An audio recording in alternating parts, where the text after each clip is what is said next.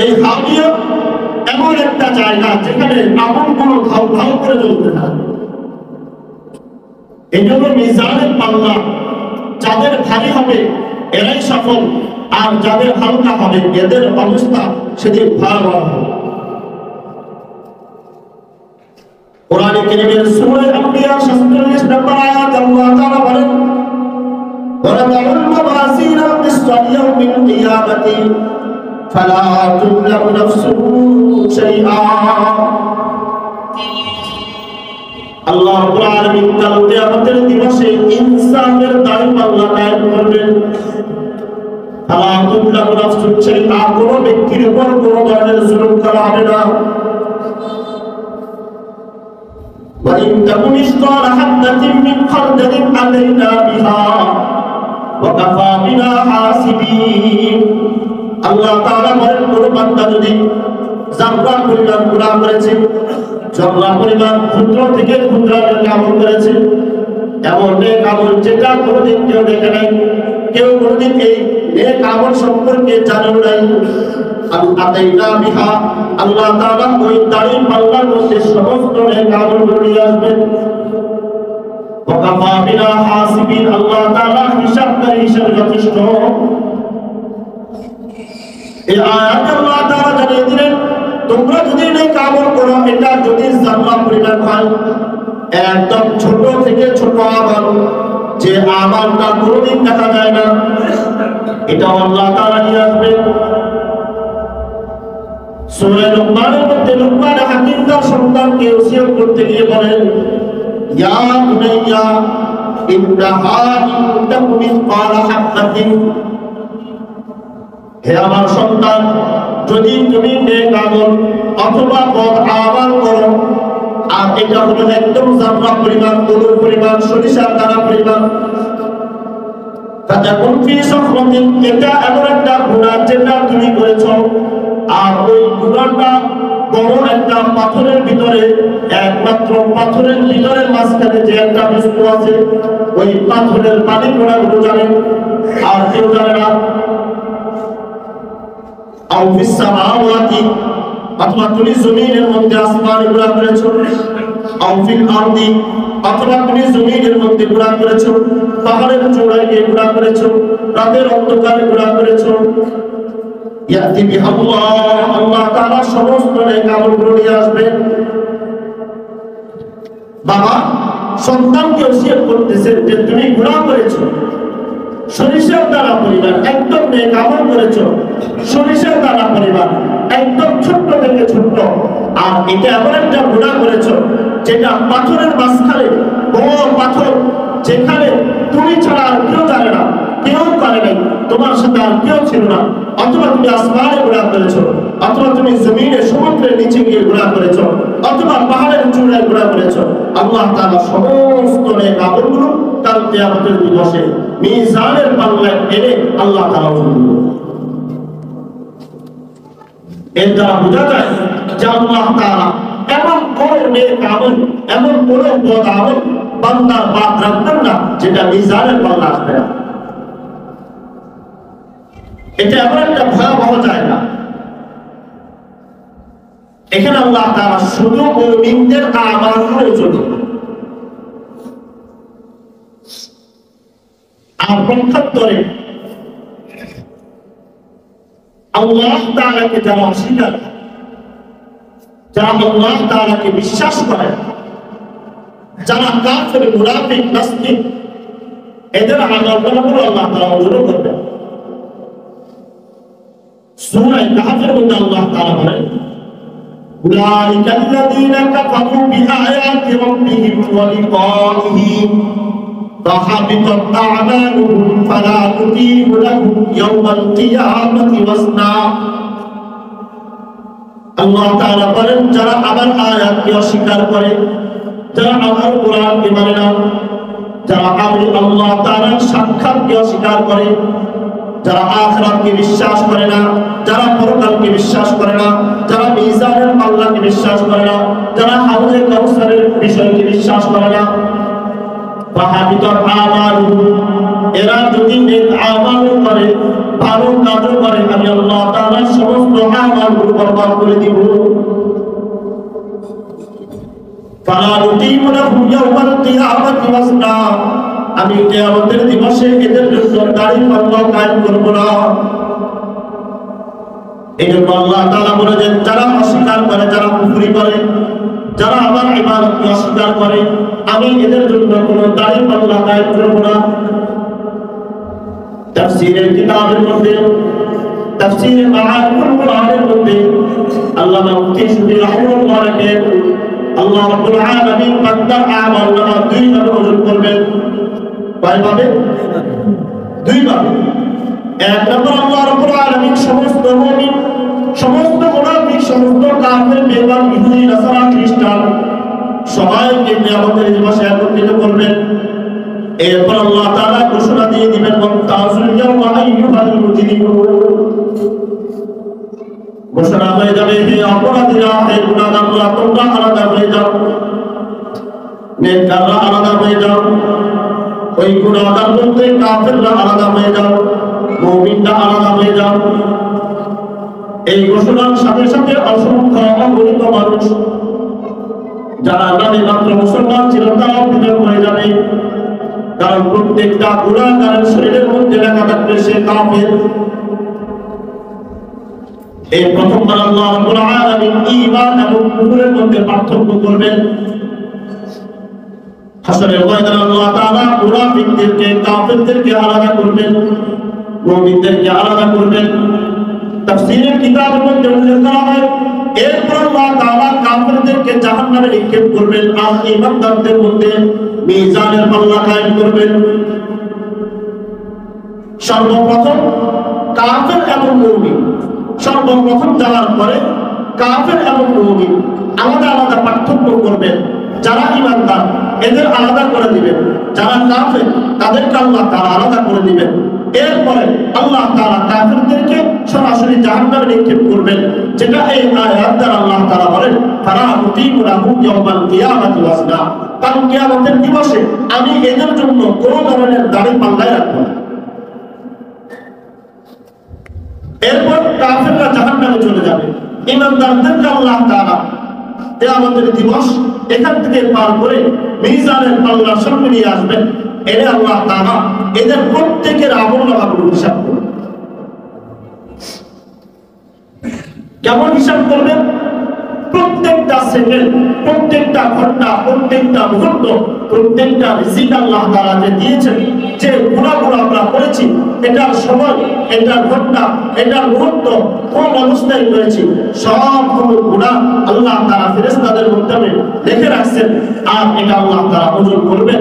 ওজন করার পরে যাদের পাল্লা হালকা হবে এরা জাহান্নামে চলে যাবে, আর যাদের পাল্লা ভারী হবে এরা জান্নাতে চলে যাবে। এখন কথা হলো, এটা এই আমাল আমরা যে নেক আমল করি, বদ আমল করি, এটা কিভাবে চলবে?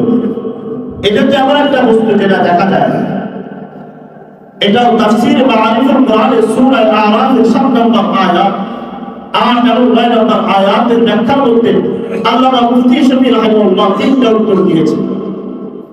বান্দার আমলনামা ওজন করার 3টা উত্তর দিয়েছেন। আল্লাহ তাআলা বান্দার আমলনামা কিভাবে ওজন করবেন? এক নাম্বার, আল্লাহ তাআলা আল্লাহু আলা কুল্লি শাইইন কাদির, আল্লাহ তাআলা সব কিছুর উপর সক্ষমতা রাখেন। আল্লাহ তাআলার পক্ষে ওজন করা কোনো ধরনের কঠিন না। দ্বিতীয় নাম্বার প্রশ্নের উত্তর আজকের আধুনিক বিশ্ব আমাদেরকে দিয়ে দিয়েছে। আমাদের জ্বর হওয়ার পরে ওজন করি কিনা আমরা? গিয়ে দেখি আমাদের ওজন আজকের জ্বর কতটুকু হয়েছে। থার্মোমিটারের মাধ্যমে আমাদের জ্বর করে দেওয়া হয় যে আপনার এখন 100% জ্বর আছে, 110% জ্বর আছে, বলে দেখি না।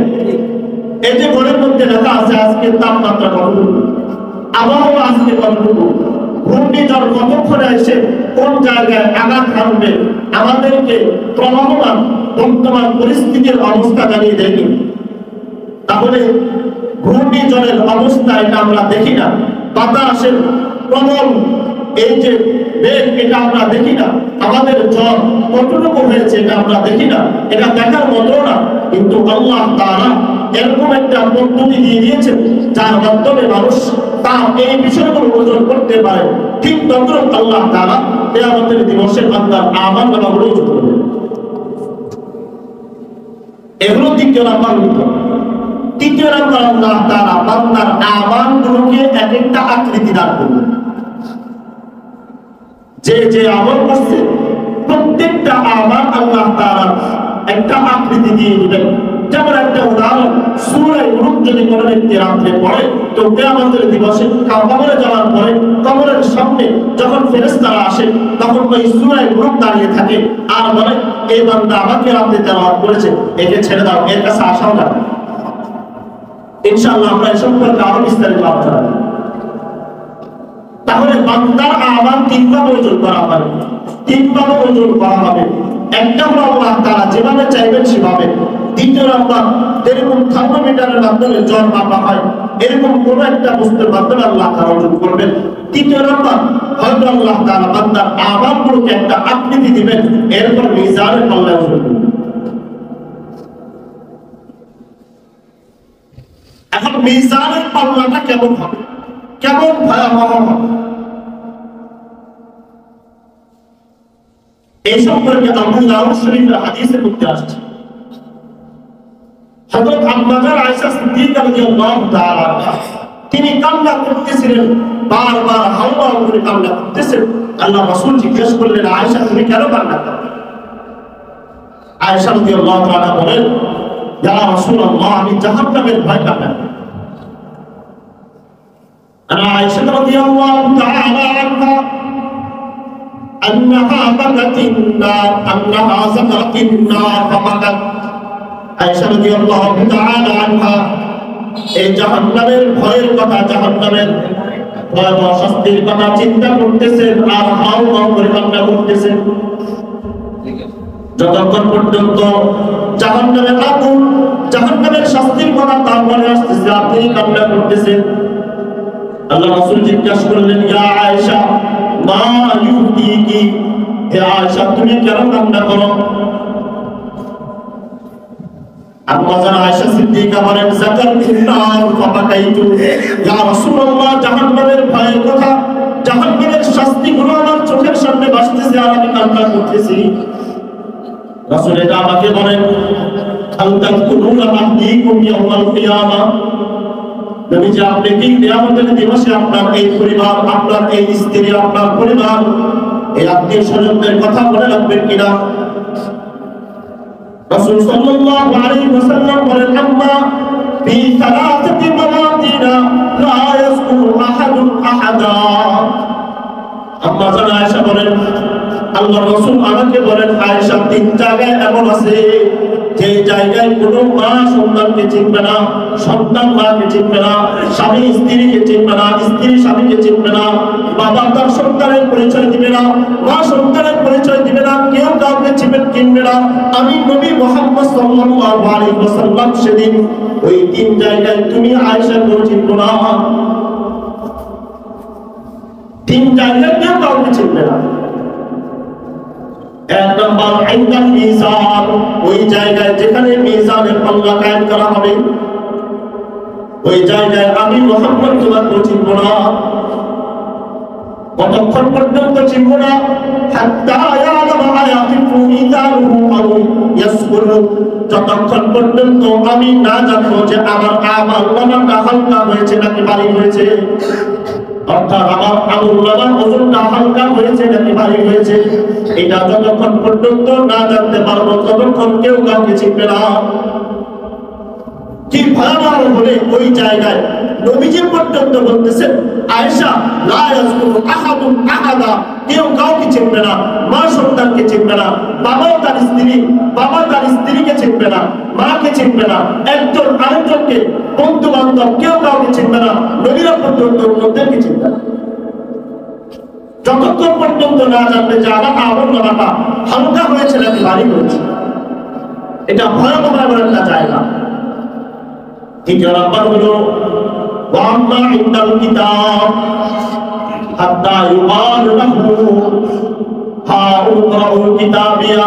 দ্বিতীয় নম্বর হলো ওই জায়গা যেখানে বান্দার আমল নামাগুলো হাতের মধ্যে দিয়ে দেওয়া হবে। আমল নামা দিয়ে দেওয়ার পূর্বে হা উমরাউল কিতাবিয়া, পড়ো পড়ো, এটা তোমার আমল নামা। কতক্ষণ পর্যন্ত চিনবে না?